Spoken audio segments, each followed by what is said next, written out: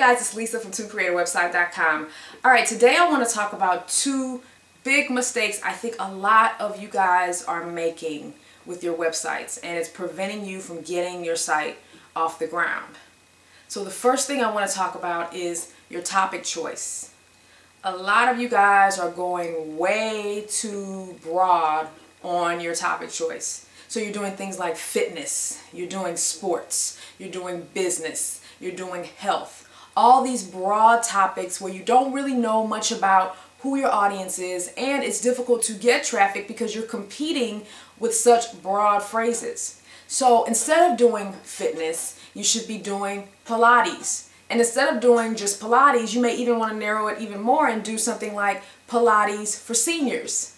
So when you have a site that's that focused, you know two very important things about your visitor. Number one, they like Pilates, so you can focus all of your content on Pilates only, and you know it's going to be targeted to your visitor, and you know that they are seniors. So when you're running advertising, for example, if you become an AARP affiliate, you know that that ad's going to be very, very relevant, so your click-throughs are going to be better, your conversions are going to be better, and your overall engagement for your website is going to be better. So one of the biggest problems I see today, and this has been happening for years, is that a lot of you guys go too broad with your topics. And you could get away with that, years ago, but I think today, with the net being as saturated as it is, it's much more important that you spend the time in the beginning getting your audience together and focus your site, because it's going to make it much easier to write content, and all of your stuff's going to be much more targeted. The second thing,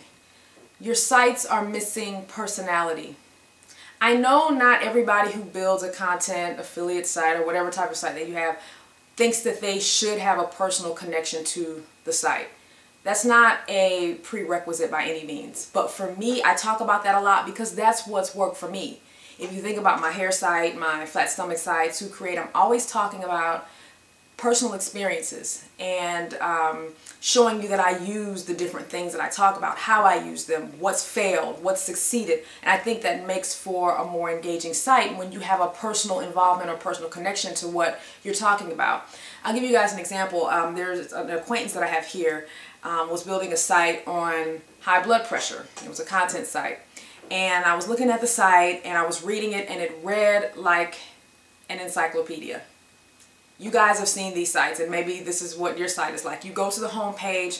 First of all, the text is about this big, and it's like reading one long, gigantic paragraph, right? There's few breaks, small font, long paragraphs, and he's just rattling off facts. The history of high blood pressure, blah, blah, blah, blah, everybody's dying, we're all obese. It's just this depressing, long, encyclopedia-like content that, first of all, if somebody wants to read the history on high blood pressure, they can do that by turning on the news, or they can listen to it by turning on the news. They can read it by going to WebMD. That information is out here in abundance. This person that has this site has a very, very personal connection to the topic. They lost 60 pounds and lowered their blood pressure naturally. So I said, you know what, you have a very important angle, and even though it's mentioned on the site, I couldn't find it. I said, instead of starting your homepage with this encyclopedia-like content that people can find anywhere, why not open it by saying, I lost 60 pounds and lowered my blood pressure naturally. Let me show you how to do the same. Quick, short sentences.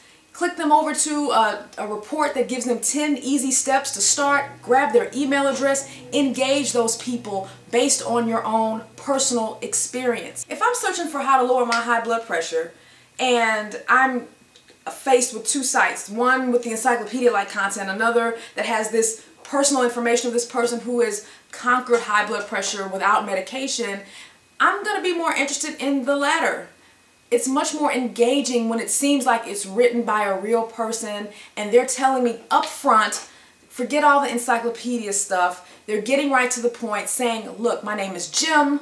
This is how I lowered my blood pressure, and I'm going to show you how to do the same. Hook them in right away. Reel them in with your own personal story. And now don't go overboard with your personal story, because remember, it's not about you. It's about them. Remember, it's always about the person. So you can talk about yourself, but always turn it back around to how you can help them.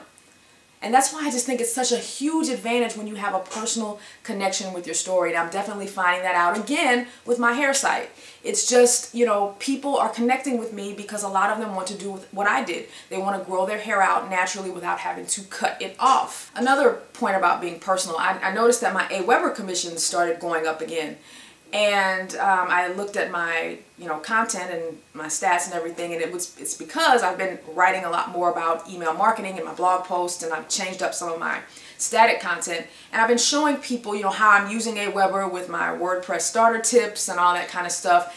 And that's what's causing it to convert, because I'm talking about my own personal experience using the product. I'm showing examples of how it's working for me rather than just writing some generic information. This is what AWeber does. But if people want to know what AWeber is, they can go to AWeber's site. On my site, I want to show you guys how what I'm using has worked for me. And that type of content always converts better.